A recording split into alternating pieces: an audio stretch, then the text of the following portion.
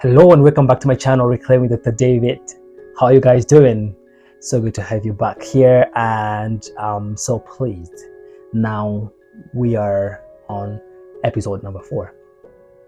Yes, number 4. And today, on my previous video, remember I talked about the event that was going to happen in DRC Congo when I was there as a child, as a refugee. And I said, there's a lot of bad things that happened, as a refugee, there's extreme poverty, healthcare, there's no healthcare at all. And going by days without eating, or things like a lot of challenges that we saw there. But one of the important event that shocked me, as I said previously, was the loss of my granddad.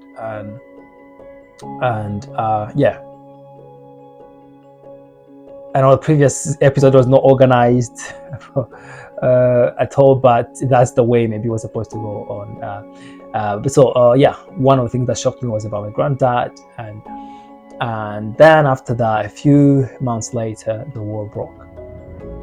So the president of DRC Congo died, and when he died, things changed. War started.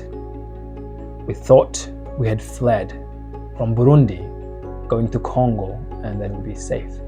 And now we're about to witness something worse than what we have seen before, at least for myself as a child. Previously, we have had a prophecy.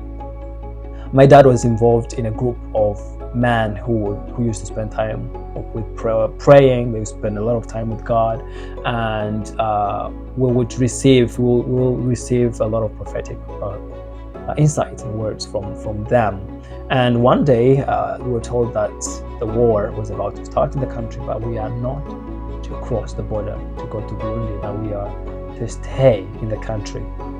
Now, where we were was not very far from the border,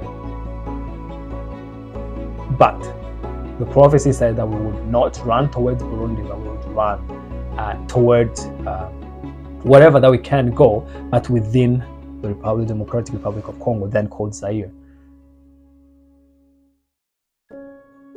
The war started just like that, and then we had to run again, collect everything that we had, and we on the run again. This time, as I said, we're 5 siblings. The baby, who was the one who was then a baby during the first war in Burundi, when the war started in Burundi, now she was quite old. She was a bit older, so roughly about 3 years old, I would say. About 3 years old. And now we had my brother, who was roughly about a year old or so, or even younger. So now my dad carried my sister on the back, and my mom carried my brother on the back, and then the rest of us, the 3 of us, were on our feet running. We walked and walked and walked hours on end. I was exhausted and tired. I remember looking at my dad. He was carrying things on his head, and he managed to, I think one of the things he was carrying was a mattress and other luggages, and with a baby on his back. And my mom was the same. Then we kept running and running and running. We arrived somewhere that's like crowd, like a lot of people running together. We're running on the coast of Tanganyika. And then we arrived somewhere, we stopped. We had people built some shelters there. And then before we know it, the war found us there as well. Lots of shootings and things. And then we had to run again. Now, something else was going to happen in my family. We ran, and then before we knew it, my sister, who is right after me, so I'm second in the family, and she's third. So we lost her. Now we are searching everywhere, we couldn't find her. We kept running, and as we ran, we just kept calling her. No. And my mom would tell us, it was like a song. My mom would tell us, call her, just keep calling her name, she'll probably hear us. So when we reached where we were going to camp for the night, there was a lot of people around us. I remember there were a lot of mango trees and things around. So I remember, eating the mango from the trees because there was no food. There was nothing to eat from trees and things that were available for us in the area where we were hiding. And then we were all scared. They're like, did we lose her? Did she got killed? What happened? She was about 4 years old, between 4 and 5 years old. And she was about 5 years old, yeah. And we were just scared that we probably lost her and we never see her again. My mom was very, very concerned. She was crying, and my dad was like, we just keep looking. And we didn't see her that day. And then we ran out of water. I can't remember who went, if it was my mom or my dad, went down because we're near Tanganyika, the lake. So my mom or my dad, I can't remember who, went down on the lake to fetch some water. And then as she came back, she found her. Man, it was like a miracle. Like, when you have a sibling and you lose them and then you get them again. It was like that. There was this wonderful family that had found her. It's amazing. It's amazing, really, how people. I mean, they didn't know her, but they saw that she was there. She didn't have any adults with her. She's crying, and then they just took her. And so they were kind of looking after her and things. And so we got her back. And now my mom and my dad, they were saying, when we are running, we need to stay close to each other. But there were crowds of people shooting and things. Like, how do you stay together? The two children are one on the back of my mom, one on my mom's back, and another on my dad, not on my dad's back, was carrying her on the side, like here, like wrapped her on himself. And so there were three of us who had to walk, and it was very, very tough. The legs were swelling, and I remember, especially my dad, he was trying to was using some of the material, like clothes, to wrap it around his feet, but his feet were swollen from walking, with carrying things. So it was tough. It was difficult. We stayed there again, and then it happened again. Where we were, the war found us where we were. We had to run again. And now, as we ran, we would see we had to run through, bodies, dead bodies. I said earlier that we witnessed things that you would not want your child to see. And I remember my mom would try to hide my eyes, like doing that. But it wouldn't work. You are running. You are trying to save your own life. You are carrying things. You've got a baby on your back. How do you? So I would end up seeing all these things, and then we see just people who got shot. They're there. And one thing that struck me the most. Now things calmed down, and we thought things were getting better. So we tried to come back so that we can try to cross the border and go back to Burundi, because we're going farther and farther away into the jungles of the DRC. And when you get in the jungle, you can get lost very easily. There are other tragic stories that I would probably share later in these episodes if the concerned allow me to do so. If the ones who are concerned allowed me to share the stories, I will. I know people who lost their parents, who lost their siblings, who got lost in the jungle, and they had to be found by helicopters, like the UN had sent, and things like to find refugees in the jungle in Congo. So my parents, they said, if we keep going, we're gonna get lost. We just keep going. We don't know where we're going.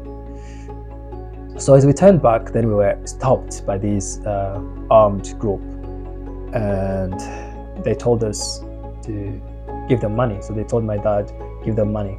At that time, we didn't have anything, and they told my dad, give us money or we will kill you. And my dad, we are there, children standing, and I'm there listening, and these guys are serious. And my dad, that's one of my best memories of him, how he showed bravery, but also how he showed faith, the faith that he has in God, the unwavering faith in God. I think for me, when you have your parents and you have a moment when you see them like as superheroes, like for me, that's the picture that is still in my mind. I still remember vividly what happened that day. My father reached in the bag, in the suitcase, or like some sort of suitcase, a bag they were carrying things in, and he pulled out the Bible, and he told them with confidence, because at then they were trying to shoot him. He said, "I have one treasure, the most precious thing that I have here. I don't have money, I don't have anything to give you for you to spare our lives, but I have one thing that is the most precious to me." And he reached in his bag and he pulled out the Bible. I still remember he got the Bible out, and they're like, what, are you crazy? We ask you for money, you bring the Bible. And I remember my dad being, I still don't understand, but that is very, very difficult to do. It reminds me of the time of Shadrach, Meshach, and Abednego when they were asked to bow down to worship. King Nebuchadnezzar statue that was built, and they said, "We will not bow down. We will not bow down to the idol. We know the God we believe in. We know the God we have put faith in. We know Him. He's faithful. He's all powerful. He's loving. He's our God, and we will not bow to anybody else but Him." So I saw that bravery in him. So I took the Bible and they told him, "Okay, you are joking with us, yeah? Okay." They gave him a few minutes. "You need to say goodbye to your family now because we're going to kill you." He said, "We're going to let your family live, but we will kill you." So they told my dad. So he said goodbye to us. Now you're thinking, I don't know why. I mean, some of my siblings, they tend to not remember some of these details, and my mother would ask me, "How can you still remember these things?" I don't know, but I believe that God will preserve these memories in me so that today I can share them, to be able to encourage people, to be able to tell people of His goodness, His power, and He's worthy of our worship. He's worthy of devotion, even in the middle of the uncertainty. Yeah, I still remember this as if it happened yesterday. So my father said goodbye to all of us. And they said, "Everyone stand by." So they told all of us, so my mother and my 4 other siblings and myself, to stand to the side. And they told my dad to go and stand in the grass away from us. So he said goodbye to us, and then he went holding the Bible like this in the air. And he stood in the grass away from us and held it like that. And they told him, "So we're going to shoot you now." And they charged the gun, ready to shoot. And we knew that we were going to, it was over for my family. It was over. And now, how do you go on? My mother with 5 children, without a husband. How would we ever get back to Burundi? How would we ever get out of this jungle place where you need a man who can carry things, and now she's there with 5 children, and the husband is about to be shot. Before that happened, remember I said we walked through dead bodies. We walked through. I saw this. Earlier before that happened, I had seen something that was... I remember my mom reaching out to cover my face as we walked past. We were welcomed by flies and a very, very bad smell on that small street small path that we're walking by. I don't know if I'm supposed to say this out loud, but you can imagine what I'm trying to say. People had been shot earlier. They are lying there. So as we walked, we were welcomed by flies, so many flies, and a very bad smell. Imagine what I saw. And that's the things that we saw everywhere.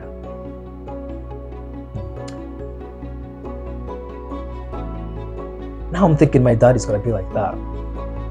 So my dad is standing there, and we are just, wondering what's gonna happen next. But God is faithful. God is so faithful. As they charged the gun, they're going to shoot him, and my sister, the one after me, ran to the guy, and God used her to save my father's life. Hey, thank you so much for reaching to the end of this video. We really appreciate your support for this channel and for my story. I'm sharing this story so that more people will be, inspired, and that those who have lost hope, they can reclaim their hope. We'll stop the story there, and we'll continue we'll continue the story in the next video, the upcoming video. In the meanwhile, is there anything that you feel in your heart that you'd like to share from the videos that we have done so far, from the story that I have shared so far? Please go ahead and leave us a comment. It is encouraging for me to see that you guys are engaging and commenting and telling me what you think. Secondly, I would like to encourage you, if you are new to this channel, to subscribe. 64% of those who are watching these videos, you are not subscribed. You are not subscribing. And I would encourage you to subscribe, because this will help us to reach more audience, more people. So please go ahead and subscribe.